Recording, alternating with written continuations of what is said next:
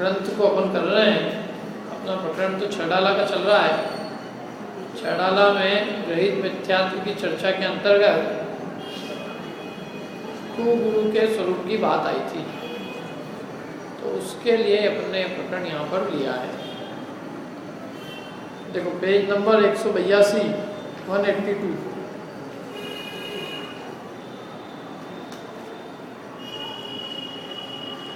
ये गुणभद्राचार्य कृत आत्मानुशासन में ऐसा कहा है, ये अपन ने पढ़ा था।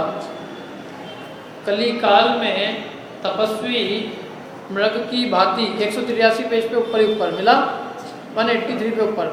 कली काल में तपस्वी मृग की भांति इधर उधर से भयभीत होकर वन से नगर के समीप वास करते हैं। यह महाखेदकारी कार्य है। यह नगर के समीप ही रहने का निषेध किया तो नगर में रहना तो निषिद्ध हुआ ही।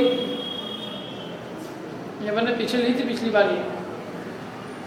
ये खेत की बात है। कली काल में तपस्वी मृग माने हिरण की तरह इधर उधर से भयभीत होकर वन से नगर के समीप वास करते हैं। क्या होता है, हिरण होते हैं तो जंगल में रात को डरते हैं रहने से, क्योंकि शेर खा जाए, तो नगर के समीप आ जाते हैं, क्योंकि नगर के समीप शेर आने से डरता है। तो उनकी कायरों की वृत्ति होती है। सिंह होता है वो कभी नहीं आता, सिंह नगर के समीप आए नहीं। सिंह तो बिल्कुल भरे जंगल के बीच में रहता है। सिंह को किसी का भय नहीं है और हिरणों को भय है, इसलिए हिरण जो है नगर के समीप आ जाते हैं। तो वो कह रहे हैं कि ये इनकी जो वृत्ति है वो हिरण जैसी है, सिंह जैसी वृत्ति नहीं है।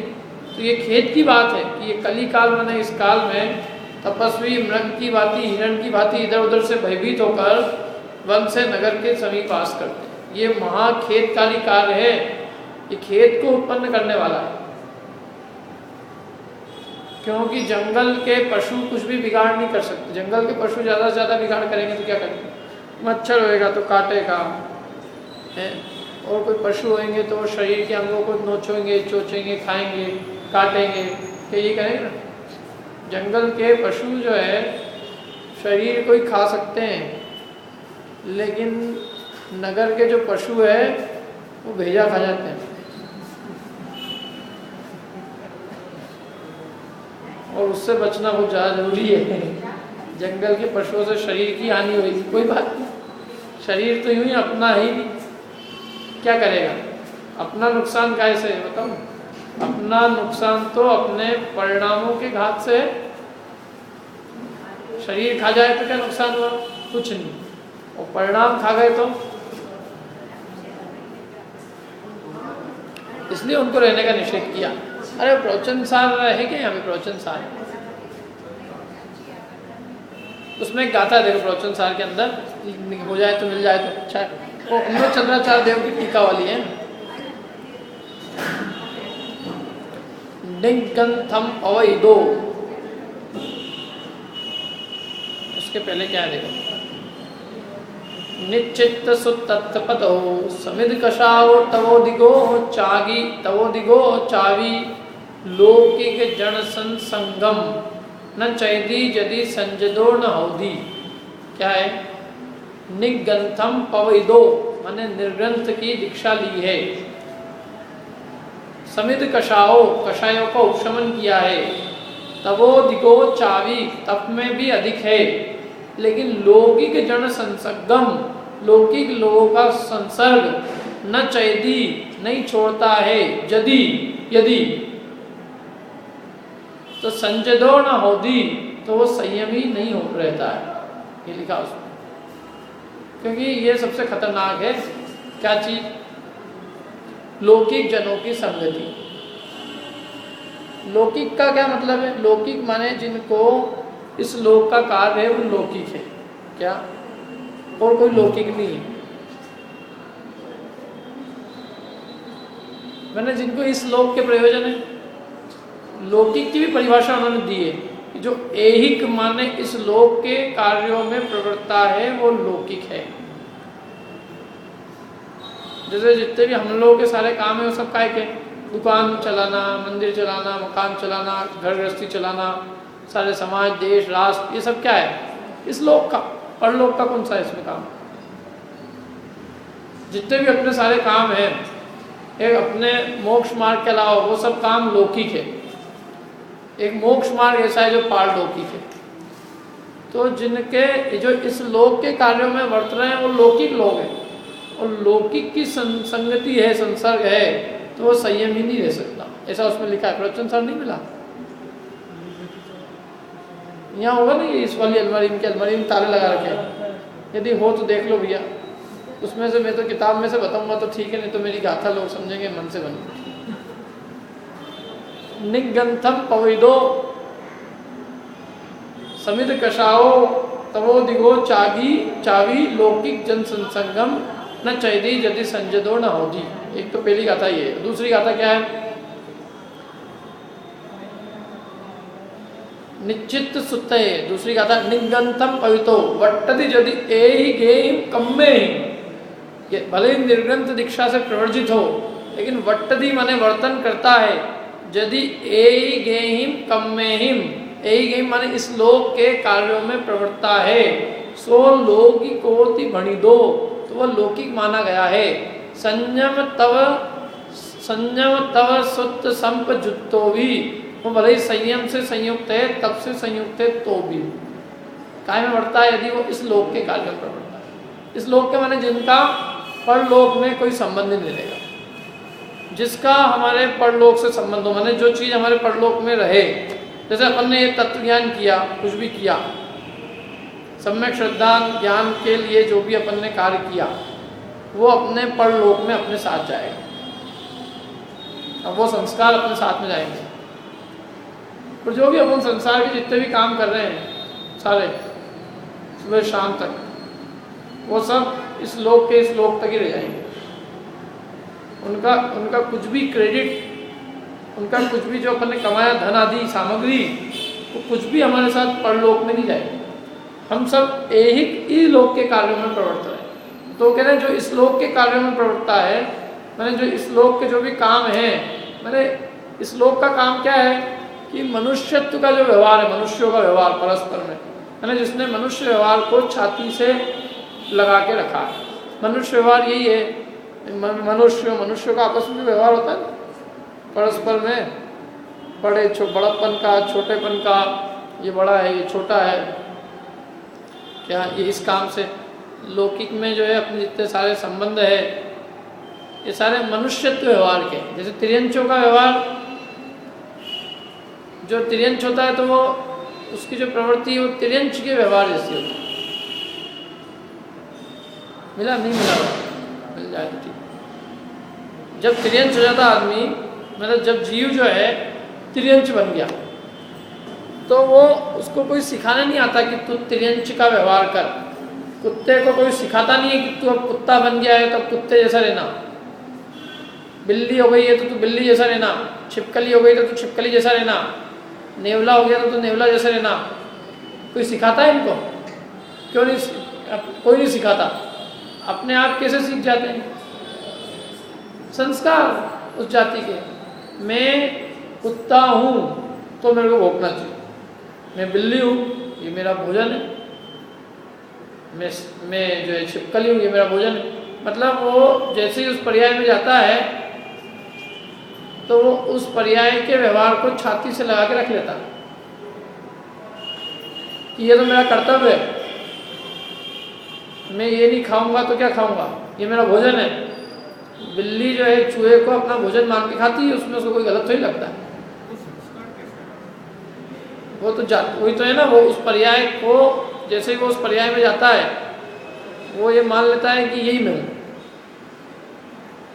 जीव जिस जिस पर्याय में जाता है उस रूप अपने को मान लेता है। हम जैसे ही मनुष्य बने, हमने क्या मान लिया? मैं मनुष्य हूँ।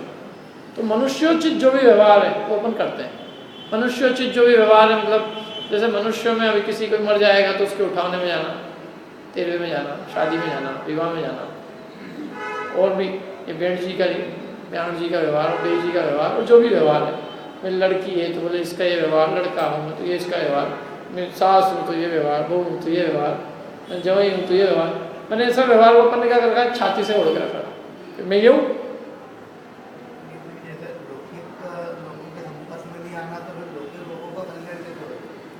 तो कल्याण होना एक अलग चीज़ है, उसके लिए 1 घंटे उपदेश लेना है ना। हाँ बहुत बड़े, भाषा दूसरी है।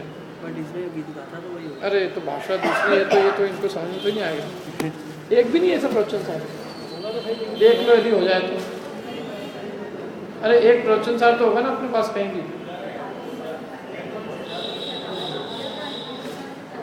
देखो ऐसा है कि कोई आया उपदेश सुनने, तो उसको उपदेश खत्म, 1 घंटे प्रवचन खत्म।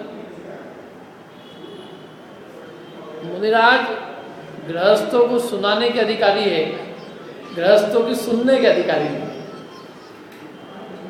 संगति जो होती है वो तब कहलाती है जब द्वितरफा व्यवहार होता है। द्वितरफा माने जैसे मैंने आपको उपदेश दिया, आपने सुन लिया, आप उपदेश सुन नहीं आए यहाँ पे, मान के आए कि अपनी उपदेश होगा। समझ लो मैं नीचे खड़ा हूँ आपसे चर्चा, और आप बोलते रहो और मैं सुनूँ ही नहीं, मैं बोलूँ ही नहीं कुछ भी, तो खत्म हो जाएगा।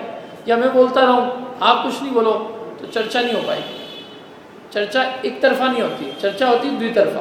उपदेश एक तरफा होता है, तो उपदेश तो सुने वो, उपदेश तो आए इस मान के कि भैया मैं सुनूंगा, तो वो उपदेश सुनाने के तो पूरी तरह से अधिकारी है, लेकिन उसके अलावा परस्पर चर्चा का अधिकार 1%। यदि चर्चा करे तो वो अपने जो साथ के मुनिराज हैं उनसे करे, जो भी उनके साथ में मुनिराज है। इसलिए तो पहले वो जो है संघ होते थे, तो वो संघ में परस्पर में एक दूसरे से चर्चा करे, वार्ता करे, स्वाध्याय करे, सामायिक करे, एक दूसरे को धर्म में आगे बढ़ाए। क्यों? क्योंकि हीन पुरुषों की संगति कभी नहीं की जा सकती। हीन की संगति से अपने में हीन जैसे दोष आते हैं, और ऊंचे की संगति करने से ऊंचे जैसे गुण आते हैं। इसकी भी एक गाथा है, तम्हा समम गुणादो समणो समणम गुणैया अय्यम अधिवस्तु तम्मिच्छम इच्छति यदि दुख परिमोक्षम। तम्हा समम गुणादो, तम्हा समम गुणादो, समम गुणादो मतलब समान गुण वाले के साथ। समणो समणम गुणै व अधियम, अथवा जो गुणों में अधिक है उनके साथ। अधिवस्तु तमी नित्यम, इसलिए तुम्हें नित्य उनके पास में अधिवास करना चाहिए। इच्छति यदि दुख परिमोक्षम, यदि तुम दुखों से पूरी तरह छूटना चाहते हो तो, ये शर्त है, यदि तुम दुखों से पूरी तरह से छूटना चाहते हो तो या तो तुम्हें समान गुण वाले की संगति करनी चाहिए या अधिक गुण वाले की संगति करनी चाहिए। संगति नहीं करनी चाहिए, अधिवस्ती वहाँ वास करना चाहिए उनके पास। क्योंकि उसका उदाहरण दिया उन्होंने जल का, क्योंकि जल का भी परिणमन करने का स्वभाव है। जल का परिणमन करने का जल स्वभाव है, अपने परिणमन का स्वभाव है। जल होगा, यदि जल रूम के अंदर रखा रहेगा तो रूम टेम्परेचर उसका मेंटेन रहेगा। फ्रिज में रहेगा और शीतल हो जाएगा, अग्नि पे रहेगा उष्ण हो जाएगा। तो ऐसे ही जीव जो है समान गुण वाले के साथ रहेगा, उसके गुण सुरक्षित रहेंगे, न ज़्यादा होंगे न कम होंगे। कम गुण वाले की संगति करेगा गुण चले जाएंगे, अधिक गुण वाले की संगति करेगा गुणों की वृद्धि होगी। ये सामान्य नियम दिया उन्होंने, बिल्कुल कॉमन सेंस की बात। इसलिए उन्होंने कहा कि भाई और सब कुछ हो, क्या निश्चित सुतत्व भलो, सूत्र और पदार्थों का जिसने भली प्रकार निश्चय कर लिया है। समित कषाय, कषाय भी समन हो गई हो और तपने भी अधिक है, लेकिन लौकिक जन संसर्गम न चाहिए। यदि वो लौकिक लोगों का संसर्ग नहीं छोड़ता है, लौकिक जन संसर्गम न चाहिए यदि संजदो न होती, तो उसी क्षण वो संयम ही नहीं रहता, क्योंकि वो अपने प्रपंच में फंसाए बिना नहीं रहेंगे। कुछ चंदा करवाना होगा किसी को समाज के झगड़े टंटे निपटाने होंगे, किसी को मंदिर मस्जिद का कुछ कराना होगा, वो कोई ना कोई प्रपंच में उलझाए बिना नहीं रहेंगे। क्योंकि इससे बड़ा खतरनाक जानवर संसार में और कोई ऐसा शास्त्र में लिखा। असंयमी जो है वो चाहते हैं कि अपने अपने कार्य की सिद्धि हो, उसको कोई प्रयोजन तो ही नहीं, और वो नहीं चाहते हुए भी वो उसके अंदर वो उलझ सकते हैं। इसलिए सबसे बढ़िया तो ये है कि इसकी संगति नहीं हो तो अच्छा है, न रहेगा बांस और न बजेगी बांसुरी। ये स्पष्ट है, और इसमें कोई हीन सानन कोई बाधा नहीं देता। देखो मेरे को बात करना नहीं करना आप लोगों से, इसमें मेरा कोई सानन की कोई दोष नहीं है। करना हो तो करो, नहीं करना हो नहीं करो। न इसमें काल से कोई लेना देना है, न कोई संगनन का लेना देना है। मैं अपना तब ज्ञान ध्यान तब करूँ, मैं अपने जो साथी हैं जो मेरे, उनके साथ निरंतर अध्ययन मनन चिंतन में रहता, मेरा अपने आत्मकल्याण की सोचूँ। जगत में क्या हो रहा है इसके अपने क्या मतलब। जगत के देखो, जगत के कल्याण का कोई किसी के पास कोई ठेका नहीं। दुनिया में हजारों जो है पाप हो रहे हैं, अपन किस किस पाप को संभालेंगे और किस किस को सही करेंगे। अपन तो अपने आप को सुधार लें, अपने आत्मा के मोह राग द्वेष भाव का अभाव हो जाए, यही इसमें अपना कल्याण है, क्योंकि पर्याय बहुत छोटी क्या। तो वो तो अपने निजात्मा की विशुद्धि के लिए तो सारा कार्य करे। जगत के प्रपंच से मतलब जगत जगत की जाने, हम अपने जगत को यदि अपना कल्याण करना हो तो ये मोक्ष मार्ग की हम बात सुना रहे हैं, वो समझे और उससे अपना कल्याण कर ले, और नहीं तो वो उसकी जाने। आगे के ग्रंथ नहीं आए, चलो कोई बात नहीं, जरा अपन ने उसका विषय तो बताइए। देखो आगे है लौकिक ज्ञान आगे नहीं जाता है, और ये अरे अभी आप उसमें अटकेगा क्या। लौकिक जो है, लौकिक ज्ञान नहीं जाता आगे, क्योंकि वो सब क्या है, अरे लौकिक ज्ञान इस पर्याय के इस पर्याय में नहीं जाता है। मैंने मैकेनिकल इंजीनियरिंग करी थी, कुछ काम नहीं आई मेरे, तो मेरे को कुछ भी याद नहीं है आज की तारीख। ये अपना मोक्ष और जो अपने को मोक्ष मार्ग जिससे अपने आत्मा का लेना देना है, तो 20 साल पहले की भी कोई चीज़ अपने को याद आ जाती है। नमोकार मंत्र में अपन ने ये सीखा था, अपने याद आ जाता है, यदि अपने हित के लिए अपन ने सीखा है, क्योंकि उसका संबंध धन से है, धन संबंधी विद्या है। वो विद्या करे काम में, लेवे उसका तो याद रहती है, नहीं लेवे तो चली जाती है। और ये विद्या भी ऐसी है, वैसे ये विद्या भी निरंतर उपयोग में लेवे और अपने आत्मा के हित के लिए लेवे तो ठीक है, पर आत्मा के हित के लिए नहीं करे इसका उपयोग तो ये भी चली जाएगी। मैंने इसका भी निरंतर अभ्यास करने पे ये विद्या ले सकते।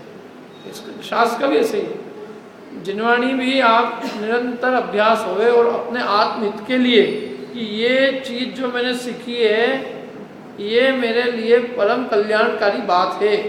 मैंने ये जो चीज़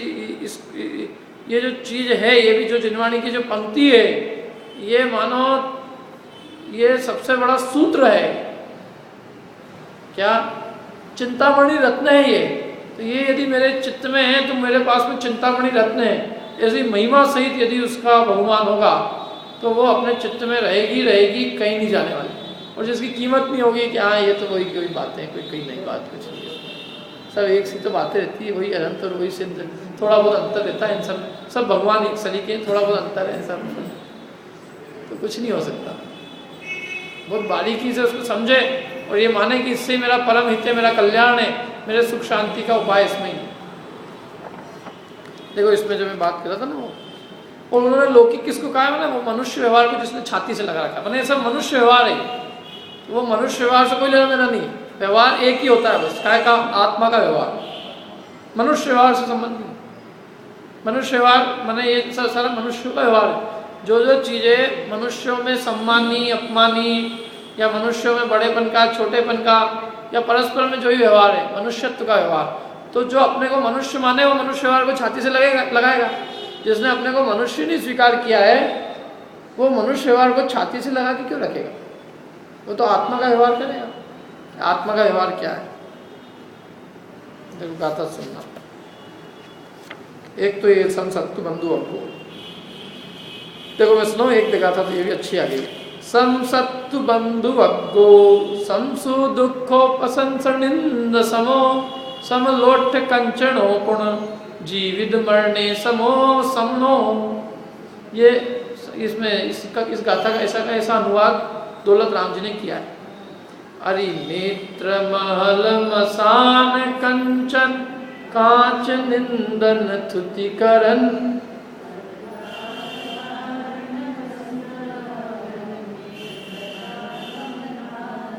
क्या कहा, अरि मित्र महल शमशान, अरे मित्र महल मसान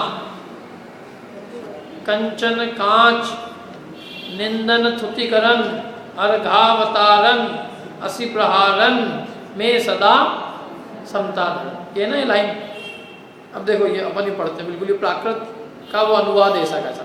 सम सत्तु बंधु अग्गो, क्या क्या चीज आ गई, सम सत्तु बंधु अग्गो माने शत्रु और बंधु वर्ग के कैसे परिणाम उनके प्रति समान परिणाम।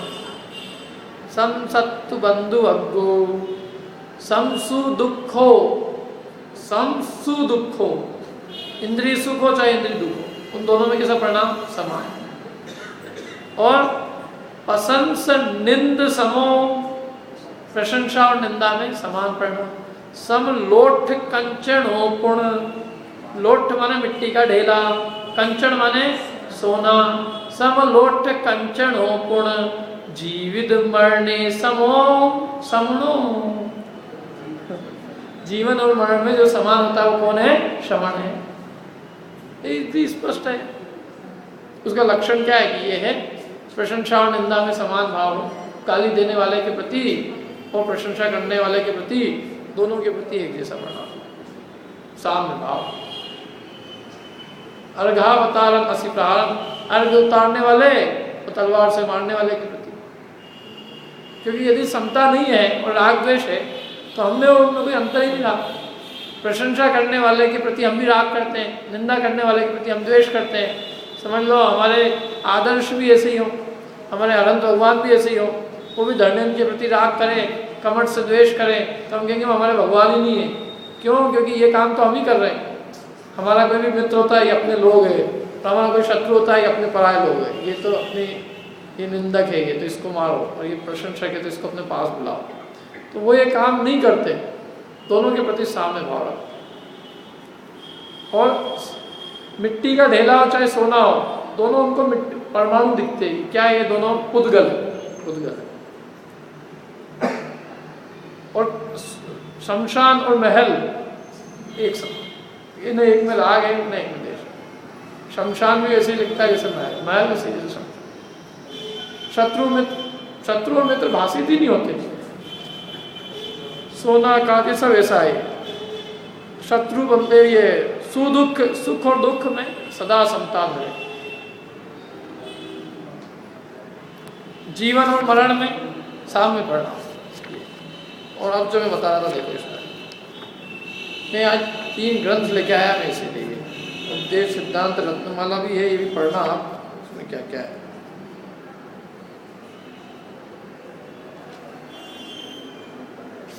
देखो और तो क्या क्या, जो सामान्य में अधिक गुण वाले हैं, जो सामान्य में अधिक गुण वाले हैं, तथापि यदि हीन गुण वालों के प्रति वंदन आदि क्रियाओं में वर्तते हैं तो वे मिथ्या उपयुक्त होते हुए चारित्र से भ्रष्ट होते हैं।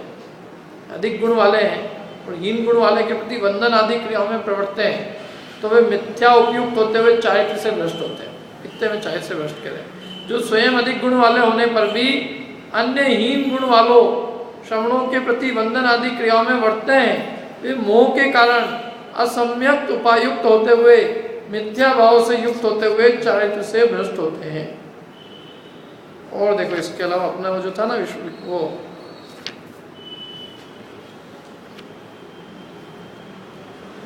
ये रहा देखो, लौकिक जन का लक्षण। जिसने सूत्रों और अर्थों के पद को निश्चित किया है, जिसने कषायों का समन किया है, मतलब जिसने सूत्र को जान लिया अच्छे से, अर्थों को बराबर जान लिया, सूत्रों के और अर्थों के पद को निश्चित किया है, पक्का कर लिया अपने ज्ञान, जिसने कषायों का शमन किया है, और जो अधिक तपवान है, ऐसा जीव भी यदि लौकिक जनों के संसर्ग को नहीं छोड़ता तो वह संयत नहीं है, अर्थात असंयत हो जाता है। और इसका कारण भी दिया हो, क्यों? क्योंकि अग्नि की संगति में रहे हुए पानी की भांति उसे विकार अवश्यंभावी है, इसलिए लौकिक संग सर्वथा निषेध्य ही है। फिर इसमें और इन्होंने अर्थ खोला है, जो जीव संयत हो, अधिक तपवान हो, कषायों को शमित किया हो, वह जीव भी लौकिक जन के संग से असंयत ही होता है। क्योंकि जैसे अग्नि के संग से पानी में उष्णता रूप विकार अवश्य होता है, उसी प्रकार लौकिक जन के संसर्ग को न छोड़ने वाले संयत के असंयतता रूप विकार अवश्य होता है। इसलिए लौकिक जनों का संग सर्व प्रकार से त्याज्य ही है। तो बिल्कुल सही बात जमती भी है कि लौकिक जनों का संसर्ग क्यों करना।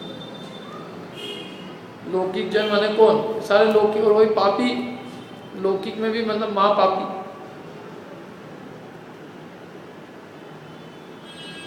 इस संसार में जो लोग जो है, जिनमें धर्म का कोई संस्कार नहीं, वो सब जो है उनका संसर्ग सबको पसंद आता है, और धर्म करने वालों का संसर्ग किसी को नहीं पसंद आता। ये स्थिति है। शराबी हो, कबाबी हो, लेकिन बस थोड़ा अच्छा पद वाला होना चाहिए तो उसको सब कोई पूछेंगे, और वो नहीं हो उसमें ये सब विशेषता है तो वो धार्मिक हो भले ही, तो उससे किसी को कोई प्रयोजन नहीं। प्रयोजन इस संसार में सबको कुछ न कुछ इनसे है। अब देखो इसमें इन्होंने लौकिक जनों का लक्षण कहा। जो जीव निर्ग्रंथ रूप से दीक्षित होने के कारण संयम तब संयुक्त हो, उसे भी यदि वह एक कार्यों सहित वर्तता हो तो लौकिक कहा गया है। अब एक कार्य क्या है, इसका इन्होंने खुलासा किया। परम निर्ग्रंथता रूप प्रवर्जा की दीक्षा ली होने से जो जीव संयम तप के भार को वहन करता हो, उसे भी यदि उस मोह की बहुलता के कारण शुद्ध चैतन्य के व्यवहार को छोड़कर निरंतर मनुष्य व्यवहार के द्वारा चक्कर खाने से ऐहिक कर्मों से अनिवृत्त हो, ऐहिक माने इस लोक के कामों से अनिवृत्त हो, निवृत्त नहीं हो, तो उसे लौकिक कहा जाता है। जो इस लोक के कामों में लगा हुआ है, इस लोक के कार्यों से निवृत्त नहीं है, वो ऐहिक है, लौकिक है। लोक के कार्यों में फंसा हुआ होने से लौकिक है। लौकिक की संगति निषेध किया है, तो उस लौकिक, तो इस लोक के कार्य वो स्वयं कैसे करें। लौकिक जन के संग से संयत भी असंयत होता है, इसलिए यदि श्रवण दुखों से परिमुक्त होना चाहता है तो वह समान गुण वाले श्रवण के अथवा अधिक गुण वाले श्रवण के संग में सदा निवास करे। ये पढ़ना पूरी चरणा नियोग सूचक चूलिका प्रवचन साहब, क्या पूरी गाथा है पढ़ना। इसे परिग्रह के बारे में क्या कहा है उन्होंने, परिग्रह क्या रख सकते क्या नहीं रख सकते, सब बातें इसके अंदर, एक एक चीजें इतना खुलासा किया उन्होंने।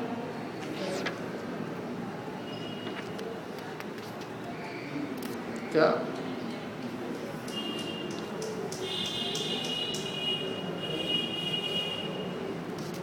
पढ़ना आप लोग, तो फिर जब पढ़ो तब।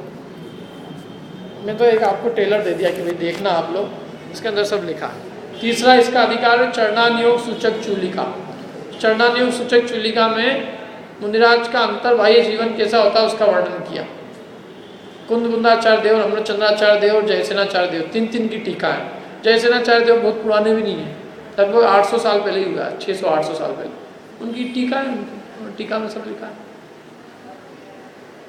देखो अपन तो यहाँ जो थे वो है इसके अंदर, यहाँ नगर के समीप ही रहने का निषेध किया, तो नगर में रहना तो निषिद्ध हुआ ही, और नगर भी का महानगर, महानगर की महानगर, तो स्पष्ट निषिद्ध ही है वो। और वैसे भी देखो जो सारी संयम का जो पालन है वो सब बड़े नगरों में रहने बड़ा मुश्किल है, हर चीज़ में मुश्किल।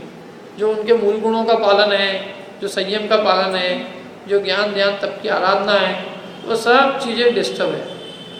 क्योंकि ये यहाँ एक तो हज़ारों दिक्कत है, जैसे बम्बई जैसे नगर के अंदर, तो वहाँ कहाँ तो वो शौच की व्यवस्था हो, और कहाँ वो आहार के लिए जाए, किस फ्लैट, मतलब वो तो नीचे तो कोई बने हुए हैं नहीं, तो वो जाए तो किससे जाए, 8वीं मंजिल कैसे जाए, क्या करे।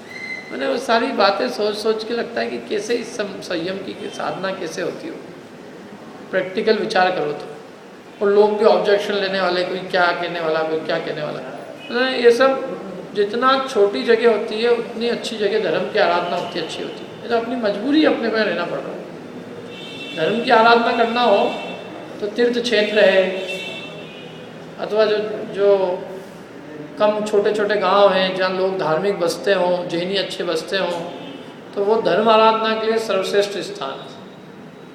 और महानगरों में तो महानगर ही है, सबको किसी को फुर्सत भी नहीं है ना तो, और दूसरी बात सब अपने अपने स्वार्थ के कार्यों में लगे हुए, धंधे पानी, किसको फुर्सत है यहाँ। कसाई जीव सब अधिकांश, इसलिए ये नगर में रहने का निषेध किया। और देखो आगे, होने वाला है अनंत संसार जिससे ऐसे तब से गृहस्थ बना ही भला है। क्या कह रहे हैं?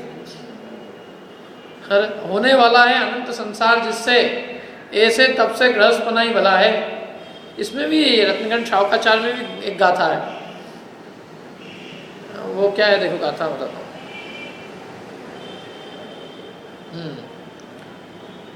अनगारो ग्रहीषेयान निर्मोहो मोहिनो मुनिये क्या है उसमें? उसका भाव ये है कि निर्मोही मुनि से